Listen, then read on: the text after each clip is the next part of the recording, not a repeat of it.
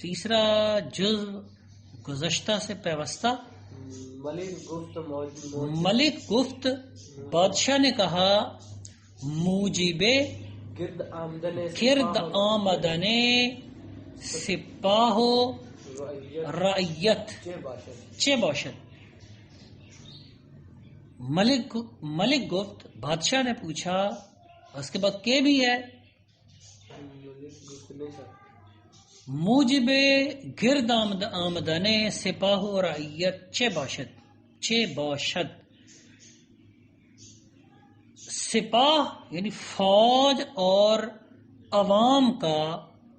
عوام کے بادشاہ کے گرد جمع ہونے کا سبب کیا ہوتا ہے. موجب گرد آمدن سپاہ و رعیت چه باشد. تو اس میں موجب سپاہ کا یعنی موجب گرد آمدن سپاہ، گرد آمدن مصدر ہے تو یہ سارا مرکب اضافی ہے. موجب گرد آمدن سپاہ، اسی طرح پھر موجب گرد آمدن رعیت. اس نے موجب نے 2 بار آنا تھا اور گرد نے بھی 2 بار آنا تھا، لیکن واو عاطفہ نے گرد آمدن کو صرف 1 بار آنے تک ہی محدود رکھ دیا. تو مرکب اضافی مرکب عطفی اکٹھے ہو گئے. چھ کے بعد باشد کا ترجمہ کبھی ہوتا ہے کیا جاتا ہے اور کبھی ہوگا کیا جاتا ہے. چھ باشد کیا ہوتا ہے جی. گفت اس نے جواب دیا. اچھا پہلا لفظ ہے گفت. لفظ تو گفت ہے لیکن آپ اس کا ترجمہ پوچھا بھی کر سکتے ہیں. دوسرا گفت ہے، اس کا ترجمہ کہا بھی کر سکتے ہیں اور جواب دیا بھی کر سکتے ہیں. آگے گفت اس نے جواب دیا. اس نے کہا بادشاہ را کرم باید. بادشاہ کو لطف، بادشاہ کو نوازش کرنی چاہیے. کرم نوازش کرنا، نوازنا، مہربانی، سخاوت. بادشاہ کو کرم کرنا چاہیے. کرم بڑا وسیع لفظ ہے. کرم میں زبانی کلامی مہربانی سے بڑھ کے وہ بالفعل عطا و بخشش وہ سب کچھ آ جاتا ہے اس میں. بادشاہ را، بادشاہ کو کرم باید، کرم کرنا چاہیے.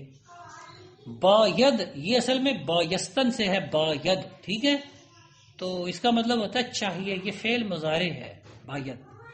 اس کے ساتھ ایک اور لفظ اسی جیسا ہے، وہ ہے شاید. کبھی یہ شاید و باید اکٹھا بول لیتے ہیں. تو باید چاہیے. میں نے باید کے لفظ کو ایک شعر میں استعمال کیا. میرا اپنا شعر ہے، بحسن داد کے باید نمی توان دادن. حسن کو جو داد چاہیے وہ نہیں دی جا سکتی. یہ گڑبڑ تو نہیں ہوئی؟ میسج آیا. بحسن، حسن کو، داد، داد کے باید جو چاہیے، نمی توان دادن نہیں دی جا سکتی. بحسن داد کے باید نمی توان دادن. ز چشم بیش ببینیم تا کجا دریا. ہم اپنی آنکھ سے زیادہ دریا کو کہاں تک دیکھیں. ہم آنکھ سے زیادہ دریا، یعنی کہ یہاں دریا کا مطلب ہے سمندر. ہم آنکھ سے زیادہ سمندر کو کہاں تک دیکھیں. ز چشم بیش ببینیم تا کجا دریا. تو یہ باید کا لفظ ہے. اچھا، تا باید کے بعد تاکہ، تا کے بعد کیا ہے؟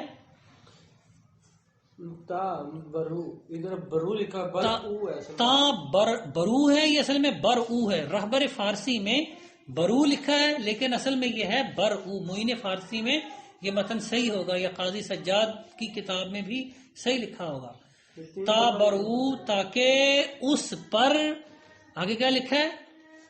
برو گرد آیند تاکہ اس پر وہ لوگ، اس پر وہ اکٹھے ہو جائیں، تاکہ اس پر وہ اکٹھے ہو جائیں. اس پر وہ اکٹھے ہو جائیں. یہاں آپ بالکل اس کا ٹھیک ٹھیک ترجمہ لفظوں کے مطابق کر دیں تو بھی ٹھیک ہے، یا اس کے پاس اکٹھے ہو جائیں، اس پر اکٹھے ہو جائیں، کہ زیادہ یہاں ترجمہ صحیح ہے تاکہ لوگ اس پہ جمع ہو جائیں. ٹھیک ہے.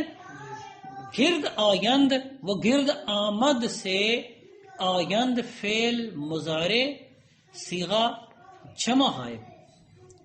آید، آید سے آیند ہے. آگے کیا ہے؟ ورحمت در پناہ دل دولت. ورحمت، اور رحمت بھی یعنی رحم کرنا بھی، تاکہ آگے کیا ہے؟ تا در پناہ دولت. تا در پناہ دولتش، تاکہ اس کی ریاست کی پناہ میں ایمن نشینند، امن سے بیٹھیں، مطمئن مامون ہو کے، محفوظ و مامون ہو کے بیٹھیں. ایمن نشینند. ایک منٹ، اصل میں کیا ہے؟ پادشاہ راہ باید کرم و رحمت. پادشاہ راہ باید کرم و رحمت. بادشاہ کو کرم اور رحم کرنا چاہیے. تا آگے ہے برو گردا یندو در پناہ دولت، در پناہ دولتش ایمن نشینند، تاکہ بادشاہ کو کرم و رحم کرنا چاہیے تاکہ وہ لوگ اس پر اکٹھے ہو جائیں، اس پر جمع ہو جائیں، اور اس کی ریاست کی پناہ میں امن و امان سے بیٹھیں. امن و امان سے بیٹھیں. تو جملہ اصل میں یوں ہے. اگر جملہ یوں نہ ہو، یوں ہے تو یہ سادہ ہے کہ آپ نے پہلے کیا کیا؟ دو چیزیں جو دو چیزیں چاہیے بادشاہ کو اکٹھی، ایک ہے کرم، ایک ہے رحمت، وہ اکٹھی بیان کر دیتے. بادشاہ را باید یعنی کرم و رحمت، اور پھر آگے آپ ان کی غرض و غایت ادھر اکٹھی کر دیں کہ کرم کیوں چاہیے اور رحمت کیوں چاہیے. تو پھر کیا ہوا کہ آپ نے یعنی دو لفظ بیان کی اور آگے ان کی غرض غایت بیان کر دی. اس طرح تو یہ ایک سادہ عبارت ہے.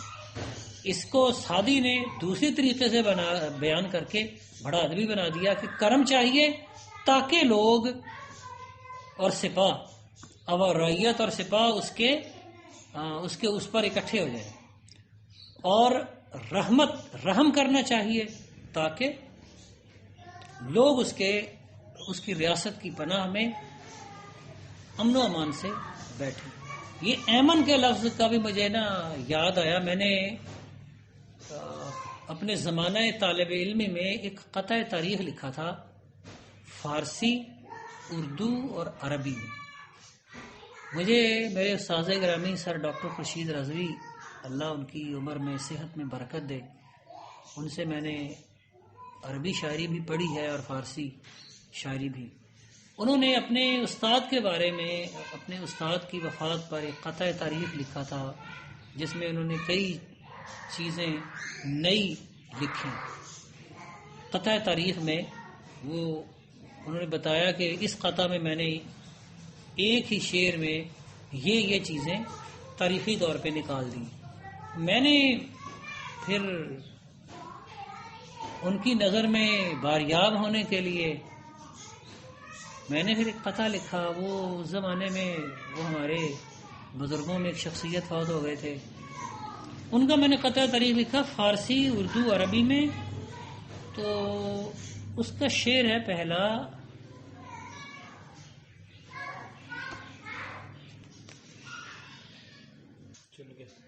دل مسترب ای حریص طرب، مباشی من از بازی روز و شب، چه سود از حدیث نشاط و نغم، کہ من دیده ام دوست را جان بلب.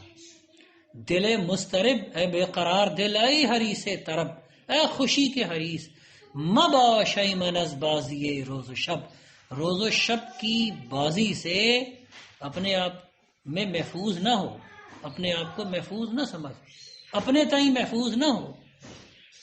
چه سود از حدیث نشاط و نغم، حدیث نشاط و نغم سے کیا فائدہ، کہ من دیدہ ام دوست را جاں بلب، کہ میں نے دوست کو جاں بلب دیکھا ہے. یہ دنیا غم، یہ جہان سرود، قرار و تغیر کی رزم وجود، یہ نفی و ثبات و حیات و ممات، خدا کی تجلی کا غیب و شہود. میں نے پہلے لکھا تھا خدا کی تجلی کا بود و نبود. اس میں پھر ایک اور فارسی کے ایک اور استاد جلیل القدر استاد ڈاکٹر اکرام، اللہ ان کی عمر میں صحت میں برکت دے، انہوں نے یہاں مجھے اصلاح دی تھی کہ خدا کی تجلی تو ہر صورت میں ہوتی ہے. یہ کہنا کہ خدا کی تجلی کہیں نہیں ہوتی کہیں ہوتی ہے، بود و نبود کا مطلب ہے ہونا نہ ہونا. تو یہ نفی و ثبات و حیات و ممات یہ سب خدا کی تجلیاں ہیں. ایسے نہیں کہ جہاں ثبات ہے وہاں خدا کی تجلی ہے، جہاں نفی ہے وہاں خدا کی تجلی نہیں ہے. تو پھر میں نے انہوں نے جو اصلاح دی تھی وہ کچھ اور تھی، وہ میرے ذہن میں نہیں ہے. میں نے پھر اس کو یوں کیا خدا کی تجلی کا غیب و شہود. جہاں نفی ہے وہاں خدا کی تجلی موجود ہے لیکن ہمیں نظر نہیں آتی، اور جہاں اس بات ہے وہاں گویا خدا کی تجلی نظر آتی ہے. جہاں زندگی ہے وہاں خدا کی تجلی معرض شہود میں ہے، اور جہاں موت ہے وہاں خدا کی تجلی معرض غیب میں ہے. یہ نفی و ثبات و حیات و ممات، خدا کی تجلی کا بود و نبود. اگر اوج پر بھی ہو موج رواں تو ہے اپنے قلزم کی جانب دواں. ہاں اگر اوج پر بھی ہو موج رواں تو ہے اپنے قلزم کی جانب دواں. فنا کیا بقا کیا ہے دریا سے پوچھ، یہاں سب ہے فانی وہاں جاویداں. اسی حکمت و معرفت کا امی، چمن زار رومی کا وہ خوش اچیں. گمانوں کے لشکر کی جنگاہ میں اسی نے دیا ہے ثبات و یقین. ولا تنسین ذکر یوم البقاء متى للغروب جرت شمسه ولبى شفیع النداء الاجل. فصارت الى ربها نفسه برفت از جہن بہر وصل خدا لموت شفیع مفاد الرفیع. اس سے پھر وہ قطع نکلا جو تاریخ نکل آتی. ہاں تو ایمن سے وہ بات نہ ایسے ہی آ گئی ذہن میں. آگے چلیں، کیا لکھا ہے؟ ایمن نشینند، نشستن کہیں پڑھا ہوگا پیچھے آپ نے، نشستن نشست آپ نے پڑھا نا، بجائیے ہاں بجائیے پیدر بنشست. تو نشست سے نشیند فعل مضارع صیغہ واحد غائب، اور نشینند صیغہ جمع غائب، اور اس سے نشین فعل امر، اور یہ پھر لاحقہ بن جاتا ہے اسم فاعل یا اسم صفت ترکیبی کا. اچھا آگے کیا ہے؟ آگے ہے ایمن محفوظ و معمون. ٹھیک ہے آگے وَتَرَا إِنْ هَرْدُ نِيسْتِ وَتُرَا ان ہر دو نیز، اور تجھے یہ دونوں نہیں ہیں، یعنی تجھ کو یہ دونوں نصیب نہیں ہیں. وَتُرَا ان ہر دو حاصل نیز یا نصیب نیز، وَتُرَا ان ہر دو نیز، اور تیرے لیے یہ دونوں نہیں ہیں، تجھ کو یہ دونوں نصیب نہیں ہے. ترا تجھ کو، ترا تیرے لیے، ان ہر دو یہ دونوں نیست نہیں ہے. آگے اس کے بعد اشعار ہے جی. نہ کند جور پیشہ، نہ کند جور پیشے سلطانی. جور پیشہ یہ اصل میں کیا ہے؟ وہ آدمی جس نے جور کو پیشہ بنا لیا ہے وہ سلطانی نہیں کرے گا، وہ سلطانی نہیں کرتا جی، وہ بادشاہی نہیں کرتا، وہ حکومت نہیں کر سکتا. آگے کہ نیابت گر کے چوبانی، کہ نیابت غلط ہے. یابت جو ہے نا، یابت وہ یابت پھر یافتن سے بنتا ہے. یافتن پانا، یافتن پانا، یافت اس نے پایا فعل ماضی، اور یابد وہ پائے، وہ پاتا ہے وہ پائے گا تینوں معنی میں. اور یاب پانے والا فعل امر، یا پھر مرکب ہاں یا کیا ہے نہیں وہ ہے اسم فاعل یا اسم صفت ترکیبی میں پھر لاحقہ یاب. تو ذرا وہ دیکھو وہ دوسرے متن سے وہاں یا ید ہے یا یا بد ہے. اور چوپانی گلہ بانی چرواہا ہونا وہاں پہ نیایت ہے. یہ جو نیایت ہے یہ اصل میں آمدن سے نیایت ہے. آمدن سے آمد ماضی اور آیت فعل مضارع اور فعل مضارع اصل میں تو الف سے ہے. یہ جیسے آمدن آمد اور آیت یہ سارے لفظ الف سے ہیں. لیکن اس الف سے پہلے بے لگا دیں یا نون لگا دیں تو وہ الف کے ساتھ یہ کا اضافہ کرنا پڑتا ہے. نیایت بیایت. تو جب گرگ سے بھیڑیے سے چوپانی گلہ بانی نیایت نہیں آتی، ممکن نہیں، کیونکہ بھیڑیا جو ہے نا وہ گلہ بانی نہیں کر سکتا. بھیڑیا بھیڑوں کی حفاظت نہیں کر سکتا. بھیڑیا بھیڑے نہیں چرا سکتا. بھیڑیوں کے گلے کو چرانے ان کی حفاظت کرنے میں اس پر اعتماد نہیں کیا جا سکتا. آگے کیا ہے بھائی؟ آگے پادشاہی کے طرح نو افکند یا افغند طرح ظلم افغان طرح ہاں نو نہیں ظلم افغان صحیح ہے. جو بادشاہ یہ پادشاہی کے جو بادشاہ طرح ظلم افغند ظلم کی طرح ڈالے. جو بادشاہ جس بادشاہ نے ظلم کی طرح ڈالی ظلم کی بنیاد رکھی تو ظلم کی طرح ڈالی یہ زیادہ اچھا. طرح افغندن ہم نے یہیں سے اردو میں اپنا محاورہ بنایا طرح ڈالنا. جی آگے پائے دیوار ملک خیش بکند. تو اس نے گویا اپنے اقتدار کی بنیاد خود ہی کھود ڈالی. تو یہ خود ہی بریکٹوں میں چلا جائے گا. گویا کا لفظ بھی بریکٹوں میں چلا جائے گا. اور جو اوپر نا وہ کے بھی تشبیہ کے معنی میں سمجھ لیں. کہ ہوتا تو نہیں تشبیہ کے معنی میں، لیکن یہاں وہ کام وہی دے رہا ہے کہ وہ جور پیشہ سلطان کو سعدی نے گرگ سے تشبیہ دی ہے اور سلطانی گردن کو تشبیہ دی ہے چوپانی سے. اور پھر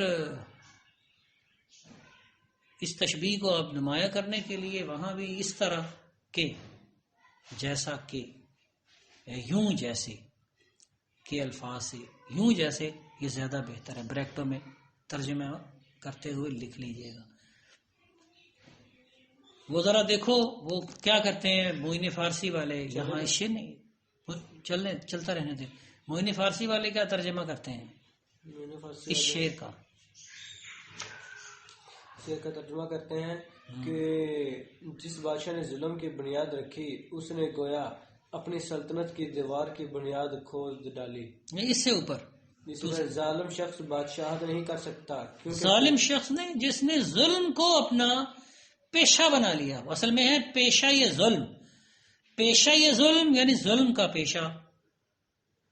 پیشہ کا ترجمہ پیشہ ہی ہے ظلم کا یعنی ظلم کا شعار. جس نے ظلم کو اپنا شعار بنا لیا ہو ظلم کو اپنا پیشہ بنا لیا ہو وہ شخص یعنی یہ شخص ظلم پیشہ. یہ ظلم پیشہ اصل میں کیا ہے؟ پیشہ ظلم مرکب اضافی ظلم کا پیشہ. اب اس مرکب اضافی کو ہم نے الٹ دیا تو بن گئے یہ مرکب اضافی نہیں رہا، یہ صفت ترکیبی بن گیا. اس میں دو لفظ ہیں لیکن یہ ہے یہ ایک دو لفظوں پر مشتمل یہ ایک صفت ہے، ایک اس میں صفت ہے. اسے اسی طرح اسی لحاظ سے ہم کہیں گے کہ اسم فاعل یا اسم صفت ترکیبی. تو اب یہ اسم صفت ترکیبی سے پہلے لفظ شخص حذف شدہ ہے. ظلم کو اپنا پیشہ بنا لینے والا شخص نکنت سلطانی، سلطانی نہیں کر سکتا، یہ ترجمہ یہ سمجھنے کا ہے. آگے کیا ہے دوسرا کیا لکھا؟ نکنت سلطانی سے آگے دوسرا مصرع کہ نہایت ز گرگ چوپانی. گرگ کہ نئے آیت ز گرگ، یہ گرگ لکھا ہوا ہے یہ سر جی. زیر زبر. یہ گرگ کا لفظ تو آپ نے پڑھا ہوا ہے، آپ پیچھے بھی آپ لفظ گرگ موجود ہے ہاں جی. کہ عاقبت گرگ زیادہ گرگ شود گرچہ با آدمی بزرگ شود. اچھا یہاں کیا لکھا ہے؟ یہاں پہ گرگ ہاں. چوپانی ہاں چو پانی. ہاں. اس کے بعد پھر آپ ترجمہ پڑھو نا انہوں نے کیا کیا ہے. انہوں نے لکھا ہے کہ ظالم شخص بادشاہت نہیں کر سکتا کیونکہ بھیڑیے سے چرواہے والا کام نہیں ہو سکتا. نہیں، چرواہے والا کام نہیں ہو سکتا. اگلا ہے پادشاہی کے طرح ظلم افکن. یہ چوپانی اور پادشاہی سلطانی، اس میں جو آخر میں نا یا ہے، یہ وہی یا مصدری ہے. ٹھیک. آگے چوپان چرواہا. جی آگے کیا ہے؟ پادشاہی کے طرح ظلم افکند. اس میں جو نا پادشاہی کے طرح ظلم افکند، اس میں جو افکند رہ گیا تھا، افکند اصل میں افگندن سے ہے. افگندن مصدر ہے ڈالنا رکھنا، تو اس سے فعل مضارع بنتا ہے افغن، افغند یا افکند. یہ لہجوں کا فرق ہے، افکند یا افغند. اسی طرح کندن ہے، وہ کندن اسی سے، یہ لفظ بھی آپ پیچھے پڑھ چکے ہیں. کندہ ہونا، کوئی چیز ہے نا کندہ ہے، دیوار پہ کندہ ہے، دیوار پہ کھدی ہوئی، تو اس سے کندن سے پھر آتا ہے فعل ماضی. افگند بھی فعل ماضی ہے اور کند بھی فعل ماضی ہے.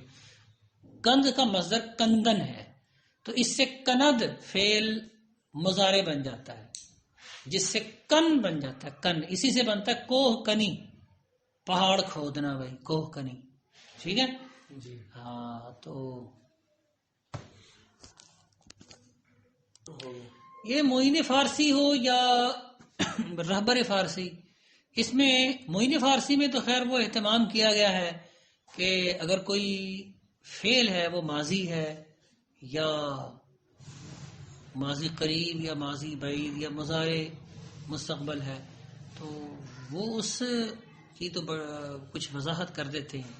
لیکن اگر کہیں کوئی مرکب توصیفی آتا ہے یا مرکب اضافی آتا ہے، وہ سیدھا آتا ہے یا الٹا یعنی مقلوب ہو کے آتا ہے، تو اس طرح کی وضاحتیں وہاں ان دونوں میں موجود نہیں ہیں. چلیں کبھی اس پہ زیادہ مراقبہ کریں گے. آگے پڑھیں. کیا پائے دیوار ملک خیش وہ دیکھیں نا، پائے دیوار ملک خیش بکند. تو یہ پائے دیوار ملک خیش یہ سارا مرکب اضافی ہے. یہاں پائے کا معنی تو ہے پاؤں، تو پاؤں چونکہ زمین کی طرف ہوتے ہیں اور پاؤں پہ کھڑا ہے آدمی یا جانور کے لیے، وہ پاؤں ایک بنیاد ہے، تو یہاں پائے بنیاد کے معنی میں ہے. پائے دیوار ملک خیش، یہاں ملک کا ترجمہ اگر آپ اقتدار بھی کر لیں تو غلط نہیں ہے. تو اپنے اقتدار کی دیوار کی بنیاد کھود ڈالتا ہے، کھود ڈالی. اچھا اس میں ایک اور ترجمہ، یعنی اسے آپ جملہ شرطیہ کے اصول پر بھی لے سکتے ہیں.